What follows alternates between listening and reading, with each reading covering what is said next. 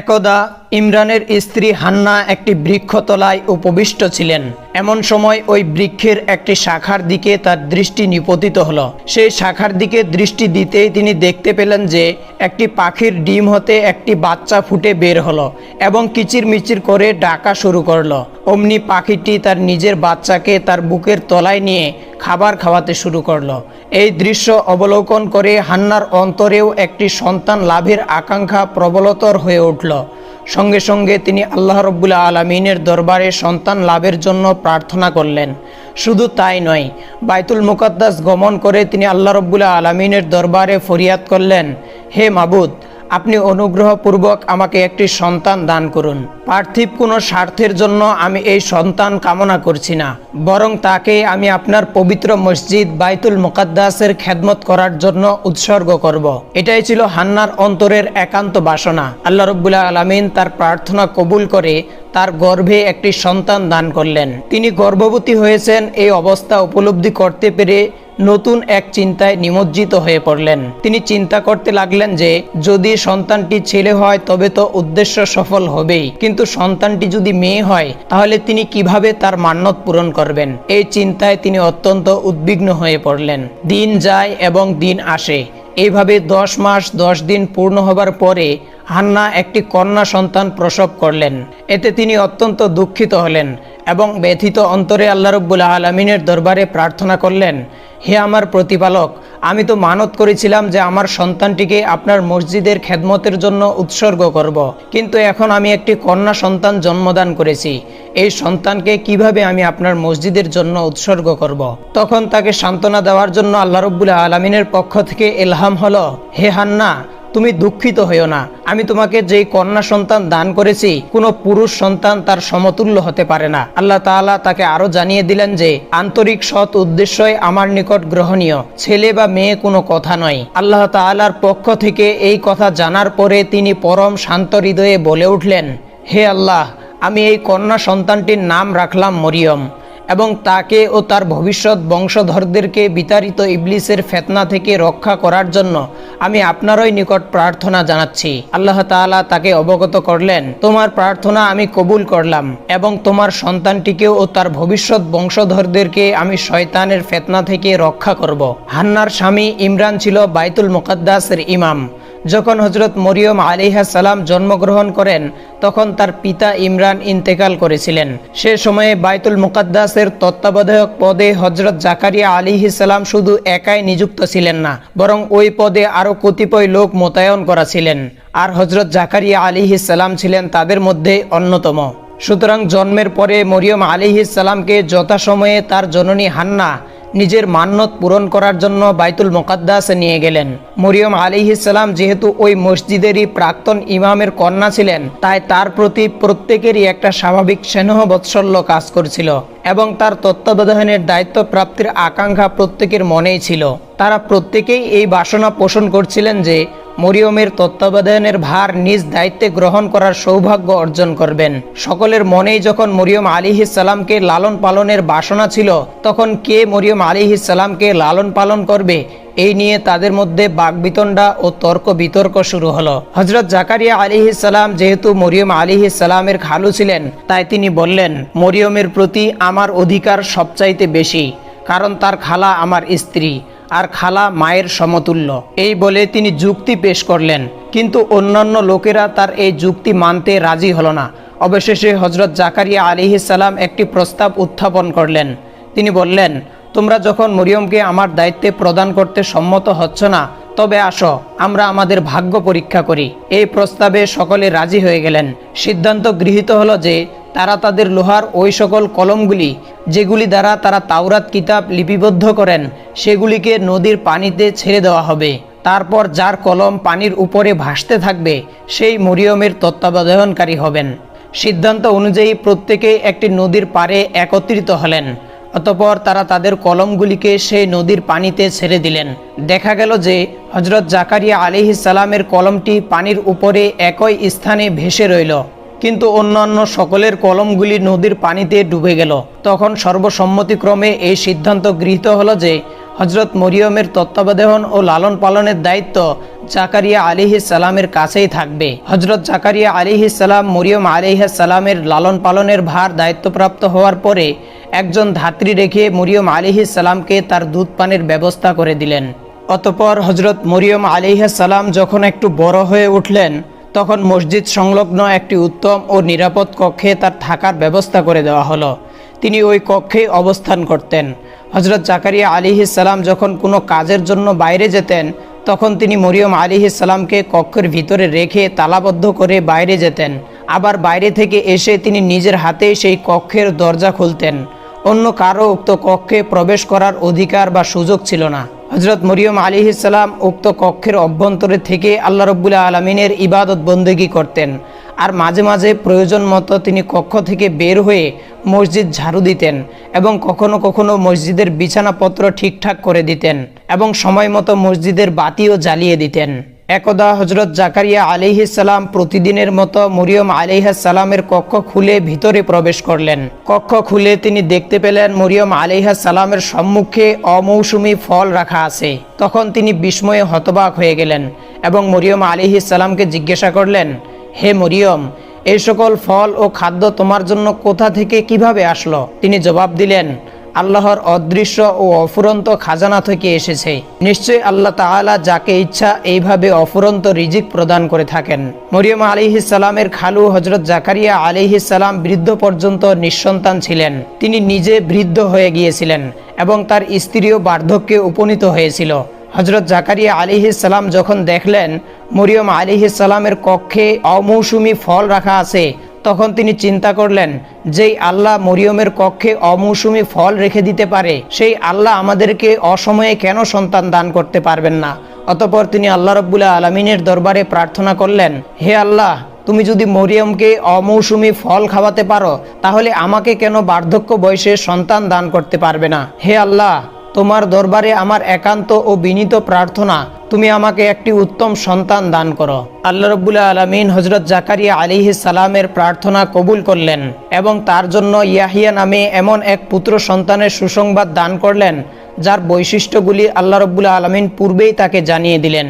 আল্লাহ রাব্বুল আলামিন হযরত জাকারিয়া আলাইহিস সালামকে বললেন, হে জাকারিয়া, আমি তোমাকে ইয়াহিয়া নামে একটি পুত্র সন্তান দান করব, যে হযরত ঈসা আলাইহিস সালামের নবুয়তের সাহায্য প্রদানকারী ও নেতৃত্বের অধিকারী হবেন। তিনি কাম বাসনা হতে মুক্ত হবেন। তিনি একজন নবী ও সৎকর্মশীলদের অন্তর্ভুক্ত হবেন। আর এইভাবেই হযরত জাকারিয়া আলাইহিস সালাম ইয়াহিয়া নামের একটি অত্যন্ত পুণ্যবান সন্তান লাভ করলেন। একদা হযরত মরিয়ম আলাইহিস সালাম বাসগৃহের পূর্ব দিকে এক স্থানে গোসল করতে গেলেন এবং সেখানে তিনি একটি পর্দা টেনে দিলেন, যাতে পর্দার আড়ালে থেকে তিনি গোসল করতে পারেন।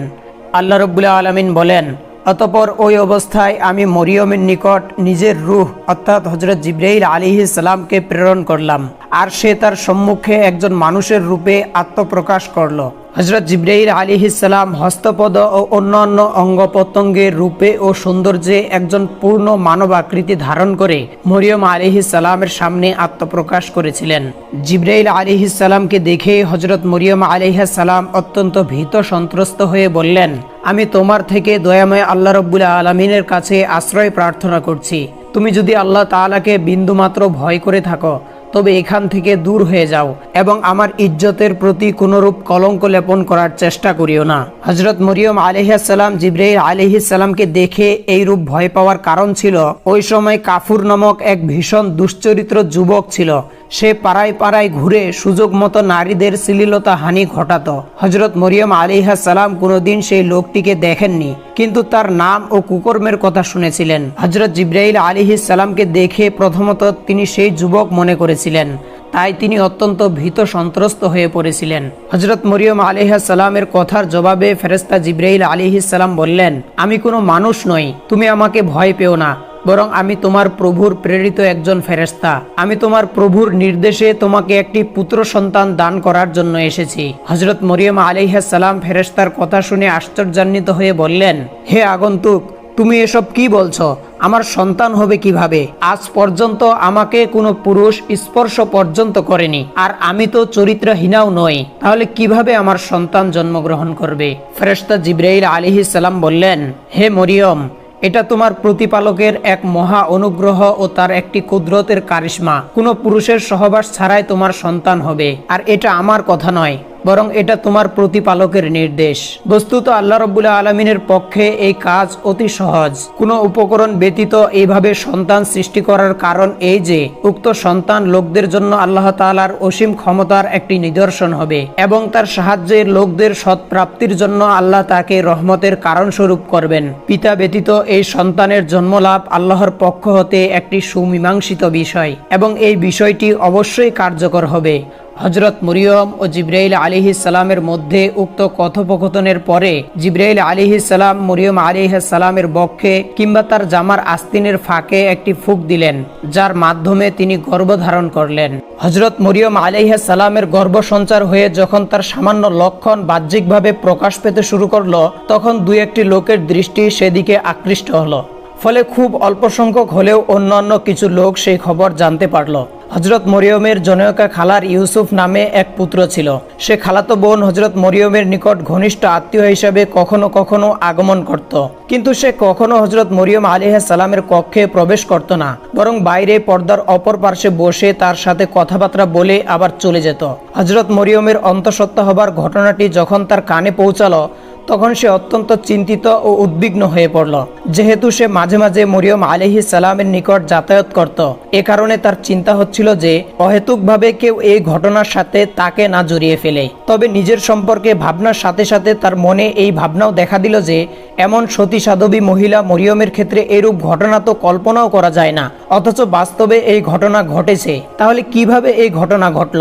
ব্যাপারটি না জানা পর্যন্ত তার মনের উদ্বেগ দূর হচ্ছিল না। তাই শেষ পর্যন্ত একদিন সে হযরত মরিয়ম আলাইহিস সালামের নিকট গিয়ে উপস্থিত হলো এবং সে মরিয়ম আলাইহিস সালামকে বলল, কি হে মরিয়ম, দীর্ঘদিন স্বীয় সতীত্ব বজায় রেখে শেষ পর্যন্ত এটি কি করলে তুমি? যা হোক, যা হবার তা তো হয়ে গিয়েছে, এখন বলো কিভাবে এই ঘটনাটি সংঘটিত হলো? ইউসুফের কথা শুনে হযরত মরিয়ম আলাইহিস সালাম বললেন, ভাই ইউসুফ, আমি আর কি বলবো, তোমার যা ইচ্ছা তুমি তাই বলতে পারো। ইউসুফ বলল, মরিয়ম, আমি একটি কথা বলছি, চাষি জমি কর্ষণ করে বীজ বপন করলেই কেবল গাছ জন্মায়, কিন্তু বিনা কর্ষণ ও বিনা বীজ বপনে কোনোদিন গাছ জন্মায় না, এমন কোনো নজির পৃথিবীতে নেই। হযরত মরিয়ম আলাইহিস সালাম জবাব দিলেন, আল্লাহ তাআলা সর্বপ্রথম যে গাছ পয়দা করেছিলেন তাতে কোনো বীজের দরকার হয়নি, শুধু আল্লাহর কুদরতে সেই গাছ জন্মেছিল।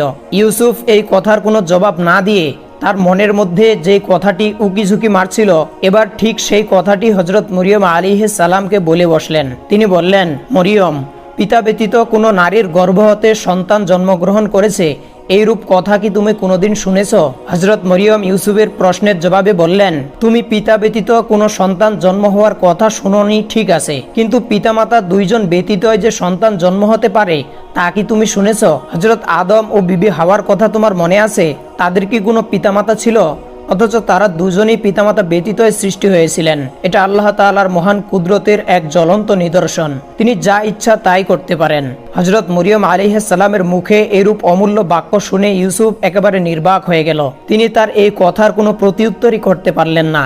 তখন সে হযরত মরিয়ম আলাইহিস সালামের প্রতি যে সন্দেহ পোষণ করছিলেন, সেই সন্দেহ হতে তওবা করে আল্লাহ রাব্বুল আলামিনের দরবারে ক্ষমা ভিক্ষা করলেন। অতঃপর সে হযরত মরিয়মের কাছে স্বীয় অজ্ঞতা ও ত্রুটি স্বীকার করে বললেন, মরিয়ম, তোমার প্রতি আমার পূর্ণ আস্থা ও ভক্তি বজায় রেখে এইবার আমি আমার মনের স্বস্তি ও প্রবোধ লাভের জন্য তোমার নিকট অনুরোধ করছি, কিরূপে এই ঘটনা সংঘটিত হলো তা একটু আমাকে বুঝিয়ে দাও, যাতে প্রকৃত ঘটনাটি শুনে আমি অন্তরে প্রশান্তি লাভ করতে পারি। হযরত মরিয়ম আলাইহিস সালাম তখন ইউসুফকে সবিস্তরে সত্য ঘটনাটি খুলে বললেন, আর সকল ঘটনা শুনে ইউসুফ তার মনে প্রশান্তি লাভ করলেন এবং হযরত মরিয়ম আলাইহিস সালামের প্রতি পরিপূর্ণ বিশ্বাস ও আস্থা স্থাপন করলেন। ক্রমে ক্রমে যখন হযরত মরিয়ম আলাইহিস সালামের প্রসবের সময় ঘনিয়ে আসলো, তখন তিনি প্রসব বেদনা নিয়ে ঘর থেকে বের হলেন এবং ঘর থেকে বের হয়ে লোকালয় থেকে দূরে নির্জন মরুভূমির একটি খেজুরের গাছের নিচে গিয়ে বসলেন। ওই সময় তিনি বেদনায় একেবারে কাতর হয়ে পড়েছিলেন। উপরন্তু তার এমন কঠিন সংকটকালে তার সাথে কোনো সাথী ও সঙ্গিনীও ছিল না। এইরূপ সময়ে মনে কিছুটা শান্তি ও প্রশস্তি লাভের জন্য যেই ধরনের উপকরণ থাকা প্রয়োজন ছিল তাও তার কাছে ছিল না। আর ওদিকে সন্তান জন্ম লাভের কারণে যে দুর্নামের চিন্তা তা তাকে আরো ব্যতিব্যস্ত করে তুলেছিল। পরিস্থিতি তাকে এতটাই ঘায়েল করে ফেলেছিল যে তিনি মনে মনে ভাবতে লাগলেন, হায় খোদা, আমি যদি এই অবস্থার পূর্বেই প্রাণত্যাগ করতাম এবং বিস্মৃতির অতল তলে ডুবে যেতাম তাহলে কতই না ভালো হতো। এমত অবস্থায় আল্লাহ রাব্বুল আলামিন ফেরেশতা জিবরাইল আলাইহিস সালামকে পাঠিয়ে দিলেন। ফেরেশতা জিবরাইল আলাইহিস সালাম আগমন করত হযরত মরিয়ম আলাইহিস সালামের বর্তমান অবস্থার প্রেক্ষিতে সরাসরি তার সম্মুখে না এসে আড়ালে থেকে তাকে সম্বোধন করে ডাক দিলেন, হে মরিয়ম, তুমি কোনরূপ চিন্তা করিও না, আল্লাহ রাব্বুল আলামিন তোমার সাথে রয়েছেন। জিবরাইল আলাইহিস সালামের আওয়াজ শুনে হযরত মরিয়ম আলাইহিস সালাম বুঝতে পারলেন যে এই ফেরেশতা ইতিপূর্বেও তার নিকট এসেছিল। ফেরেশতা জিবরাইল আলাইহিস সালাম আবার বললেন, হে মরিয়ম, তুমি তোমার নিঃস্বতা ও দুর্নামের ভয়ে চিন্তিত হইও না। তোমার অবস্থার দিকে লক্ষ্য রেখে দয়াময় আল্লাহ রাব্বুল আলামিন তোমার নিম্ন দিকে একটি ঝর্ণার সৃষ্টি করে দিয়েছেন, যা দেখে ও যার পানি পান করে তোমার মন প্রফুল্ল হবে। ওই ঝর্ণার পানি হযরত মরিয়ম আলাইহিস সালামের তৎকালীন অবস্থার প্রেক্ষিতে খুবই অনুকূল ও প্রয়োজন ছিল।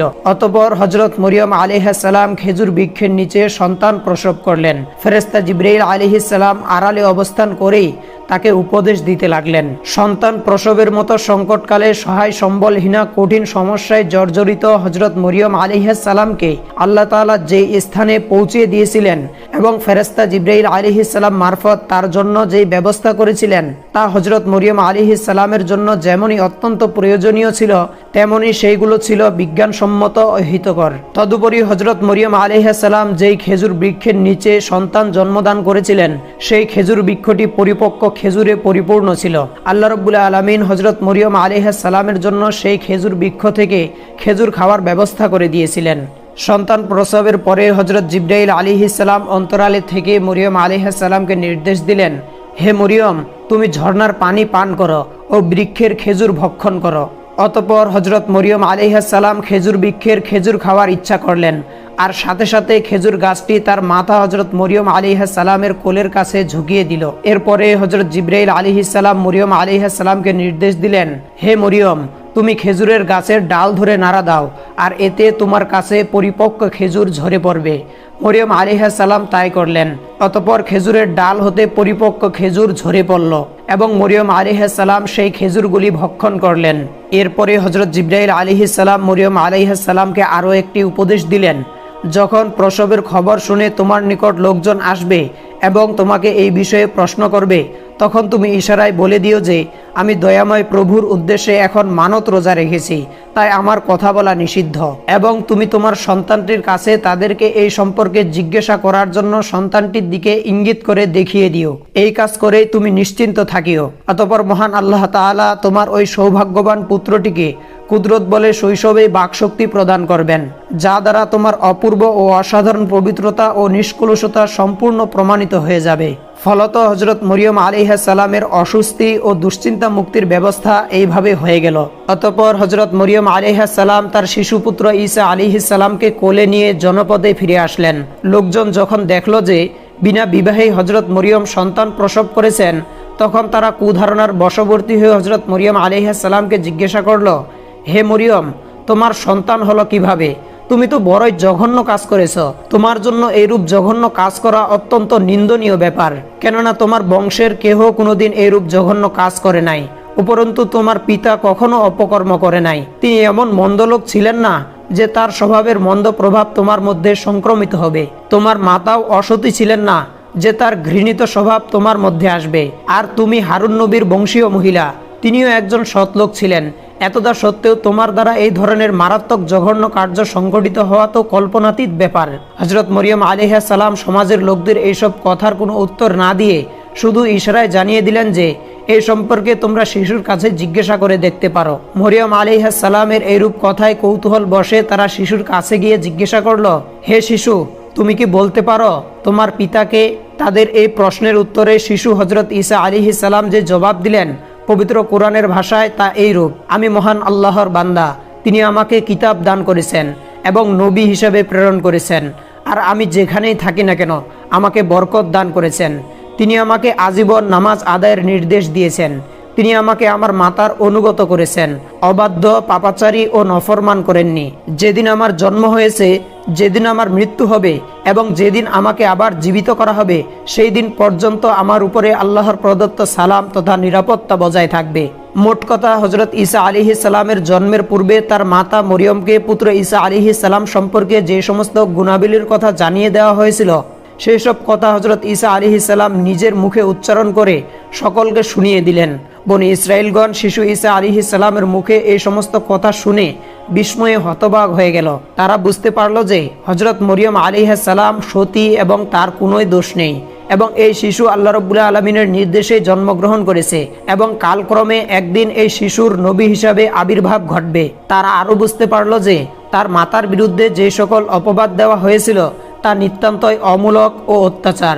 এরপরে হজরত মরিয়ম আলাইহিস সালাম হৃদয়ের টুকরা ও নয়নের পুত্তলি শিশু হজরত ঈসা আলাইহিস সালামকে পরম যত্নে লালন পালন করতে লাগলেন। প্রিয় দর্শক, এরপরের ঘটনাগুলি আমরা অন্য একটি ভিডিওতে বর্ণনা করেছি। সেই ভিডিওটির লিংক আমরা ডিসক্রিপশন বক্সে দিয়ে দিব, চাইলে আপনি সেখান থেকে দেখে নিতে পারেন।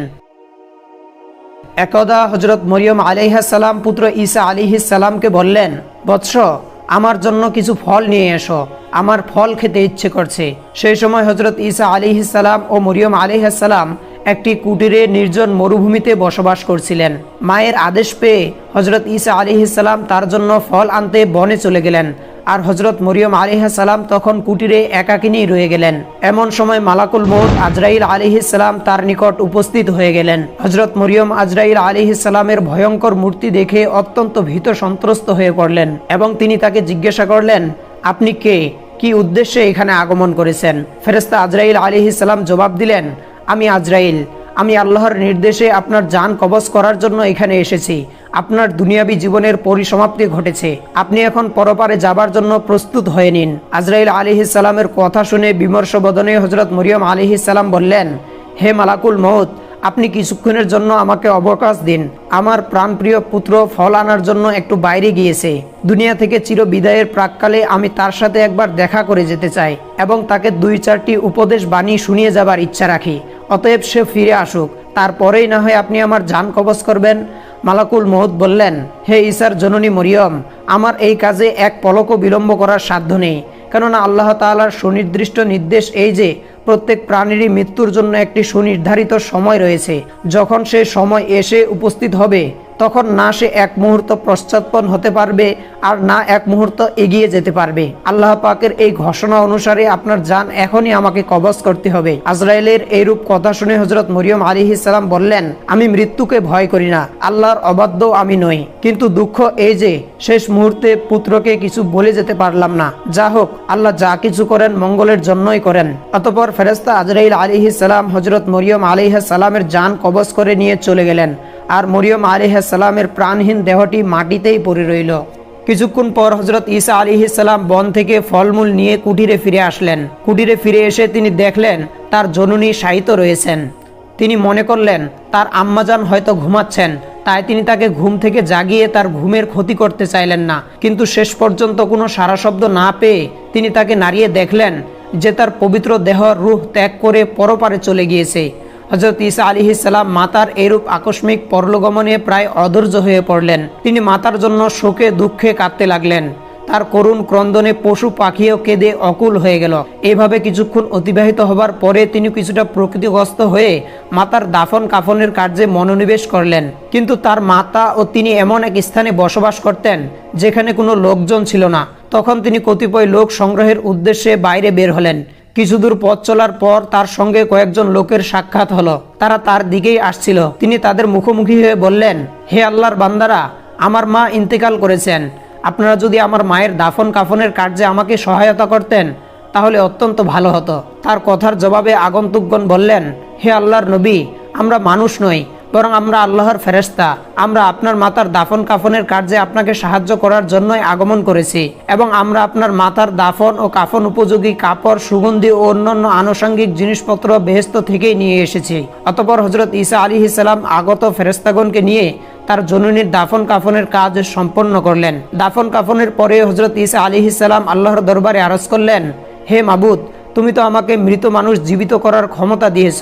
আমার ইচ্ছে হচ্ছে আমার মৃত মাতাকে জীবিত করে তাকে দু চারটি কথা জিজ্ঞাসা করি। আল্লাহ তাআলা তাকে এই ব্যাপারে অনুমতি প্রদান করলেন। অতঃপর হযরত ঈসা আলাইহিস সালাম তার মাতার কবরের সামনে দাঁড়িয়ে বললেন, কুম বিইজনিল্লাহ, হে আমার মাতা, আপনি আল্লাহর হুকুমে জীবিত হয়ে যান। আর সাথে সাথে হযরত মরিয়ম আলাইহিস সালাম জীবিত হয়ে গেলেন।